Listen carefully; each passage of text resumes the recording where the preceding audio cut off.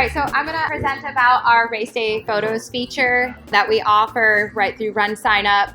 I get the general feeling from my small session that a lot of people are using Facebook or maybe even an outside company like Sports Photos. We offer it for free. I'm Val Lofton. I'm here to help you get the most from those Race Day photos. You can find me at Val at runsignup.com if you have any additional questions or if you want to get into it a little bit deeper. Okay, well, that didn't come out right on this one. But as important as a race result is, photos are bragging rights. People are going to see what your race is about off of these photos. I've talked to a lot of racers, a lot of participants. They love race day photos. So if you're not doing it, it's something that you're going to want to maybe contract out and find somebody that's wanting to do it for you, or just have a friend snap photos. They're bragging, and they're bragging about not just their result, but they're bragging about your race, essentially saying, look how awesome I did here. This race was so much fun. I had a great time. So some of the benefits that we offer with our Race Day photo platform is that they are quick and efficient uploads of your photos. I mean, it is super fast. You can upload multiple course locations and photo sets, so you can have start line, finish line, you can have a turnaround. You can have mile 5, whatever it is that you have. You might have a cool background going up a hill, wherever you are at on the course, you can make that a location. You can upload your photos from previous years. So if you're kind of new to RunSignup, or if the race is new to RunSignup, you can go back and you can upload results as well as race day photos from those previous years to kind of have it all in one area. We have automatic Google Vision bib tagging, which is fantastic. It does capture about 60 to 65% of your tagging for you. And so you don't have to go through and tag most of those photos. That's a great percentage that we have going on there. We have optional watermarking for your race logo or your sponsor's logo. And we also now have a near time tagging of photos for like results, and it'll show all of the photos within their results time frame. So it's right there on their individual page, which is really nice. It's actually a live feature. Yes. I say happy runner here, but this is actually the response that I got from about 57, almost exactly the same wording from about 57 participants, was that they look for their form in race photos because they're not paying attention to how they're running, and they like to go back and they like to view how am I doing at certain miles, things like that. So that is something that I thought was really kind of neat, that so many people came back with the same exact answer when I went on to all these different like running club Facebook pages and posted my question about what do you like about race day photos? And they say they really like to look at their running form. As a runner, I never cared what my form looked like as long as I finished, which I thought that was really funny though. All right, so our overview today, we're gonna go through the basic setup with the access, the searching, and the watermarks. You're uploading photos where you can drop your entire file in there, or you can actually just click and load the photos that you need to. You're viewing, so you can look at a basic mode of thumbnails, or you can go into an advanced mode where you're looking at like a full screen of the picture, the different locations with your bib management features, and then social sharing, which is very important. So your race day photo setup is just right there from your dashboard, and you go to photos setup. You are able to make your photos public immediately, or you can keep them private if you want to upload them and kind of look through and, get them exactly the way you want to. That's up to you. You're searching. This is automatically by default not checked to allow searching by participant data. That's something that you actually have to turn on. And that's if like you're not using RunSignup for results, or maybe the results aren't up yet, you can let people search by participant data like last name, first name. You can allow your participants to tag photos, or you can just leave it as I want to do it. And then you can apply your watermark right there all from this setup page. To upload your photos, you'll just go to Photos, Upload. If you have multiple years, you would just click on the year that you need to upload them for. And then it's going to take you to this bottom screen where you see your locations. It comes default with a start line and finish line. If you don't have photos at the start, you can just upload finish. If you need to add another location, like your turnaround, then you would just click other location, and then it'll give you that prompt to go ahead and put in what the name you want to put it in. The name is visible from the participant side, So you don't want to just put like location 2. You would actually want to make it something that they would recognize, like beach, or I had one for Love Park where it was obvious where it was going to be. To upload your photos, it's very simple. Again, you're just going to go to Photos, Upload, and then you can either drop your entire file right into here, or you can click through and pick out the specific photos that you want to upload if you don't want the whole file up there. It's optimal if you have them under 5 megabytes. You can get them, but it's you can have them a little larger, but it does slow down the process a little bit. But it was tested at 100,000 photos. So you're able to really download a lot very, very quickly in a short amount of time, which is nice. All right, to view and tag your photos, like I said, Google Vision is automatically going to tag most of them for you. And what you see on the top picture here is your basic mode, which is just thumbnails that you can scroll through. And you can see over here with the red, which is where the actual bib numbers that have come up that are tagged. And you can add them by clicking in the bib number, putting it in, and then add, or you can exit them out if the bib number is not correctly. The bottom one is a much larger photo, and you can see the bibs that were automatically tagged in orange, and you can just simply type in the bib number that's shown in blue if you needed to tag another one. So it's just a nice big picture for you to be able to view it a little bit better.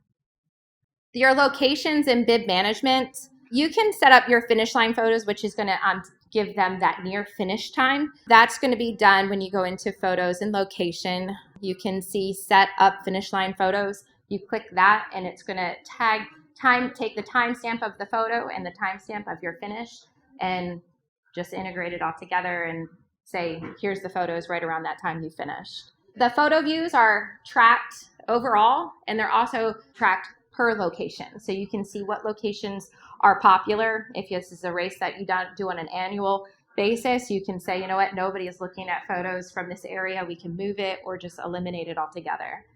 And then participants have the access to be able to view these photos right from their results page. So when they pull up their results, they actually get a little photos button right there, and they can click that and it'll pull everything that they were tagged in as well as their near finish photos as well. So it's a nice feature. They don't have to go through and search through all of the photos. You do have your ones that are not tagged that they can go through, your lost and found, and they can go through and find those if they really want to. So for your bib management, you would want to remove any unassigned bib numbers. That way it's not just randomly tagging like street signs or, somebody's shirt that says class of 2015 on it, which it does do. But you can get rid of unassigned bib numbers. You can set a specific range for tagging, which is specifically useful if you have multiple races going on at the same time. You can have your 5 mile set to only show bib numbers 501 through 750. And you can set your 5K to only show the bib numbers 1 through 350, whatever your ranges are. So you can kind of narrow down their search a little bit more where they don't have to click through every single photo to find them. And then if you accidentally delete all of your tagging, you can always recover that, which is nice. It doesn't happen often, but it happens, I guess, enough for us to need to recover bibs. We have you can take this as an advertising opportunity and sell a photo sponsorship with the watermarking feature. So you can specifically sell a photo sponsorship and offer their logo on the bottom of the photos. It's one way to generate a little extra income, which is nice. All right, so to apply the watermarking, you have the option of applying your race logo or a sponsorship logo. And then you can clear the watermarks if the mistakes are made. You have the choice right now of just one logo in either the upper or lower corners of the photo itself. Our social sharing, what you're looking at here, the larger photo, is what they actually see when they go to their race page. This is the actual photo that they see. It says download for their personal use, or they can share it to Facebook. What you see over there is what it actually looks like when they share it to Facebook. So it's not just sharing the photo itself, it's sharing a link to your race page, which of course is going to bring more traffic and say, well, what is this race about? So it's not just sharing that one photo, which is nice. We definitely want to get you as much exposure as possible. All right, so some race day tips. You can apply a smaller race logo on photos by creating a hidden sponsor. This is something that I notice we get emails a lot about. If the logo size is uploaded too large, it takes up a very large portion of the photo. And a workaround is to just resize that image a lot smaller, save it as a hidden sponsor, and then you can apply it on the photo in a much smaller, more sleek looking fashion instead of taking up most of it. Because you can pick any sponsor. You can pick any sponsor, right? And if you just keep it hidden, it's not viewable from the race page. It's just for you. And then you can limit the errors in Google Vision by using 4-digit bib numbers. You'd have a lot of different things going on, like mile markers or street speed limit signs that will be picked up in Google Vision and tag that as an actual bib number, and it's not.